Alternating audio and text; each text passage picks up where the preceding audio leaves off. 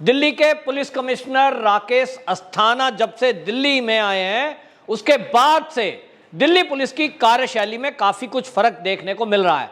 जहां एक तरफ उन्होंने भ्रष्टाचार को टारगेट किया कि जीरो टॉलरेंस नीति अपनाई गई और जो कर्मचारी कोई प्रॉब्लम में है, जिसका कोई ट्रांसफर या पोस्टिंग को लेकर उसको प्रॉब्लम है, उसको हल करने के लिए डायरेक्ट अप्रोच कमिश्नर से एक सिपाही भी कर सके, ये व्यवस्था बनाई। कुछ थानों में उन्होंने शिफ्ट की ड्यूटियां शुरू की और इन सबको लेकर के जो बदलाव किए गए, दिल्ली का पुलिस का हर जवान उसकी सराहना कर रहा है। अभी आपको बताएं, ये जो राकेश अस्थाना जी की पोस्टिंग है, हालांकि इसको लेकर विपक्ष तिलमिला गया था जब राकेश अस्थाना को कमिश्नर बनाया गया था, लेकिन अब उनका एक दूसरा रूप भी सामने आया है कि यदि कोई पुलिसकर्मी अपनी ड्यूटी में कोताही बरतता हुआ पाया गया तो ये राकेश अस्थाना जी उसके लिए फिर सख्त अफसर के रूप में भी हैं। मैसेज बिल्कुल साफ है कि आपकी कोई समस्या है, आपको बीमारी है, आपको घर की प्रॉब्लम है, तो घर के पास के थाने में आपकी नियुक्ति की जाएगी बिना किसी सिफारिश, सीधे कमिश्नर साहब से मिलिए। यह पहली बार परंपरा शुरू की गई और इससे बहुत लोगों को फायदा मिला। दूसरी तरफ 20-20 साल से एक सीट पर जमे हुए लोग, मलाईदार पोस्ट जिसको कहा जाता है, उससे हटाए गए लोग और वो परंपरा भी तोड़ दी गई। इसी तरह जो 112 नंबर की वैन है, जिसको 100 नंबर की वैन कहते थे, पीसीआर वैन, उसको लेकर भी परिवर्तन किए गए। लेकिन अभी हाल ही में ईद के दिन उन्होंने दिल्ली की कानून व्यवस्था को ठीक करने के लिए इनपुट्स थे कि जो संवेदनशील एरिया हैं दिल्ली के, उनमें कुछ ना कुछ असामाजिक तत्व माहौल खराब करने के लिए हिंसा कर सकते हैं, कोई घटना को अंजाम दे सकते हैं। क्योंकि हम देख रहे थे कि राजस्थान में पिछले दिनों जिस तरह की घटनाएं हुई, जिस तरह मध्य प्रदेश के खारगोन में जो हमले हुए, इसी तरह आपने देखा दिल्ली के जहांगीरपुरी में वो दंगे हुए। इसको देखते हुए दिल्ली पुलिस स्पेशल एक निगरानी रखे हुए थी और उनके पास ये इनपुट्स थे कि कुछ ऐसे एरिया हैं जहां कुछ असामाजिक तत्व गड़बड़ी कर सकते हैं। वो एरिया था जामा मस्जिद का एरिया, इसी तरह दूसरा जो उससे लगता हुआ है लाल किले का क्षेत्र का एरिया, थोड़ा सा जो है सदर बाजार का एरिया। और इस बातों को देखते हुए ईद के दिन स्पेशल ड्यूटी लगाई गई वहां दिल्ली पुलिस के जवानों के साथ साथ, क्योंकि उतने अगर जवान नहीं है तो उसमें मदद के लिए जो वहां पर DAP दिल्ली आर्म पुलिस, ये दिल्ली आर्म पुलिस जो है, इसके जवानों की नियुक्ति की गई थी और इसकी 3री बटालियन जो है उसको नियुक्त किया गया था इस संवेदनशील एरिया में, जिसमें मैंने बताया जामा मस्जिद, लाल किला और ये आपका दूसरा जो है ये एरिया था आपका सदर बाजार का एरिया, इन एरियो में निगरानी रखने के लिए। लेकिन जब रात को DCP खुद चेकिंग पर निकले कि जिन एरियो में संवेदनशील क्षेत्रों में पुलिस की अतिरिक्त नियुक्ति की गई है, क्या वहां जवान नियुक्त हैं, तो उन्होंने पाया कि ये जो DAP के जवान लगाए गए थे, जिनकी संख्या लगभग 60 बताई जा रही है, ये 3री बटालियन के जवान थे इस क्षेत्र में, ये गायब पाए गए। पता करने पर यह पता लगा कि ये बटालियन के लोग थे, क्योंकि इसका दिल्ली पुलिस से डायरेक्ट कोई लिंक ऐसा नहीं रहता है। रूटीन में जो पुलिस वालों की ड्यूटी होती है वो थाना वाइज होती है और अतिरिक्त पुलिस होता है ये। इसको ईद के मौके पर नियुक्ति दी गई थी, लेकिन ये बिना किसी इंफॉर्मेशन के अपनी पॉइंट को छोड़कर गए। जहां इनको तैनात रखने के लिए कहा गया था जिन जिन पॉइंट पर, वहां ये नहीं मिले और इसलिए एक बड़ी कार्रवाई हुई। 60 ऐसे DAP के जवान, दिल्ली आर्म पुलिस के जवानों को सस्पेंड कर दिया गया। ये पहली बार हुआ कि इतनी बड़ी संख्या में एक साथ पुलिसकर्मी सस्पेंड हुए ड्यूटी पर कोताही बरतने के लिए। यह एक उदाहरण प्रस्तुत हुआ है, दिल्ली पुलिस में पहली बार यह देखने को मिला है। और हम देखें कि जिस तरह से दिल्ली पुलिस चौकस रही, जहां जहांगीरपुरी मामले का अभी तक जो खुलासा हुआ है, उसमें हमने देखा कि उसमें PFI का एंगल सामने आ रहा था, बांग्लादेशी घुसपैठियों का एंगल सामने आ रहा था और साजिशकर्ता, जो मुख्य साजिशकर्ता अभी दिल्ली पुलिस की गिरफ्त में है, इस सारे मामले में जो खुलासा हो रहा था, तार बांग्लादेश तक से जुड़ते दिखाई दे रहे थे। और इसीलिए यह माना जा रहा था कि दिल्ली को फिर से एक बार दहलाने की कोशिश हो सकती है।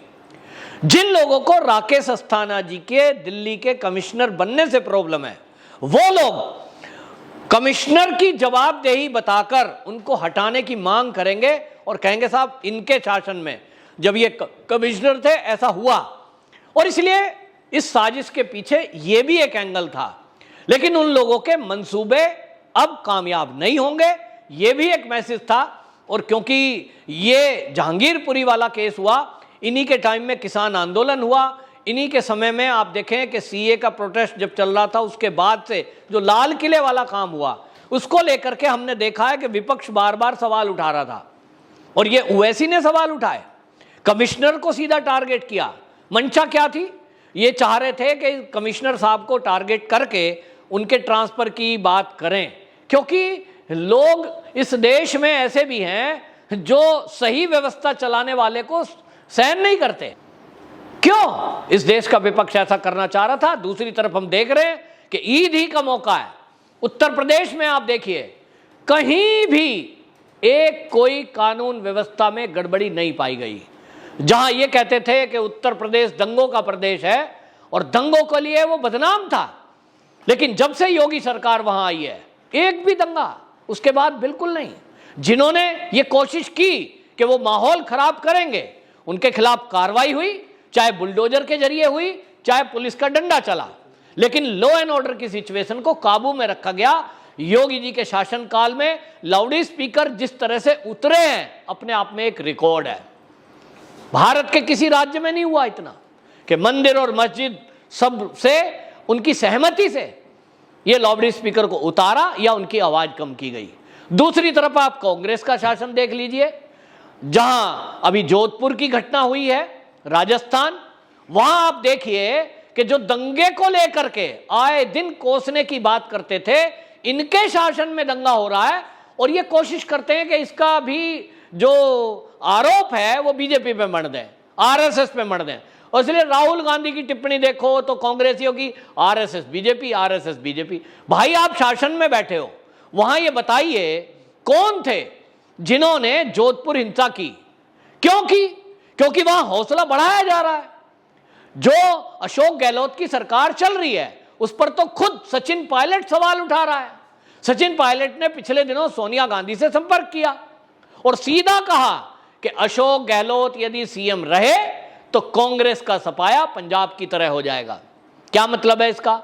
इसका मतलब यह है कि जो कांग्रेस के लीडर हैं राजस्थान के, वो अच्छी तरह जान रहे हैं कि जो अशोक गहलोत इस समय तुष्टीकरण कर रहे हैं, जिस तरह की ढीली ढीली बातें कर रहे हैं, जिस तरह से वो एक तरफा कार्रवाई कर रहे हैं, इससे कुछ लोगों का, कट्टरपंथियों का हौसला बढ़ा हुआ है। और इसलिए माहौल ऐसा हो गया है कि कांग्रेस के लोग विरुद्ध हो गए हैं, लेकिन कांग्रेस सुधरने का नाम नहीं ले रही। और इसीलिए आप देखिए कि जयपुर के अंदर मार्केट में 100 से अधिक लाउड स्पीकर लगा दिए गए और उसको लेकर आम जनता में आक्रोश हुआ कि एक तरफ तो सुप्रीम कोर्ट कह रहा है कि लाउड स्पीकर अपने प्रांगण में चले और 45 से 55 डेसिमल आवाज हो, मंदिर हो या कोई भी हो, लेकिन दूसरी तरफ यहां खुलेआम ये हो रहा है और सड़कों पर आप नमाज पढ़ेंगे और उसके लिए प्रशासन कुछ नहीं करेगा।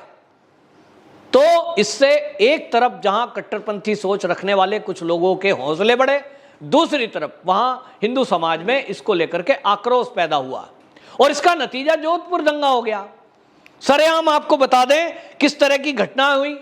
मतलब आप समझिए कि वहां जो है 18 साल का मुकुल बोहरा ये डीजे का काम करता था और अपना काम करके वापसी लौट रहा था। इसको पेट में, इसको रोड मार दी गई, रोडों से पिटाई की गई, 3 जगह फ्रैक्चर आया है। ये घटनाएं क्यों हुई? लोगों का कहना यह है कि ये इसलिए हुई कि एक तरफ तो हौसले बढ़ाने का काम अशोक गहलोत सरकार कर रही है कुछ लोगों का जो माहौल खराब करना चाहते हैं, दूसरी तरफ जिस तरह का सेंसिटिव मामला बन रहा था राजस्थान में, उसको देखते हुए जो पुलिस बल को एक्टिव रहना था वो नहीं हो पाई। 5, 7, 10 पुलिसकर्मी खड़े कर दिए तो क्या होगा? दंगाइयों का हौसला बढ़ेगा और इसको लेकर के गहलोत सरकार पर जनता सवाल उठा रही है। ये उदाहरण है। इसी तरह आप देख लीजिए पश्चिम बंगाल, वहां ममता बनर्जी, इसी तरह के दंगे फसाद होते हैं। तो अब सवाल यह है कि जो बीजेपी पर सवाल उठाते थे वो मीडिया या वो साहित्यकार या वो अवार्ड वापसी गैंग क्या कहेगा इस जोधपुर के दंगे के बारे में? क्यों नहीं बोल रहे? उनकी बोलती बंद है, क्योंकि मामला कांग्रेस से जुड़ा हुआ है। अगर ये भाजपा शासन किसी सरकार में हुआ होता, अभी तक बवाल मचाया होता इन्होंने मीडिया में और सब जगह। तो ये सब घटनाएं हुई हैं और इस घटनाओं को संज्ञान लेना चाहिए। जिस तरह से लॉ एंड ऑर्डर की सिचुएशन मेंटेन चाहे तो दिल्ली में हुई है, चाहे तो यूपी में हुई है, ये अपने आप में एक उदाहरण है और इससे पूरे देश के राज्यों को सीखना चाहिए। वंदे मातरम।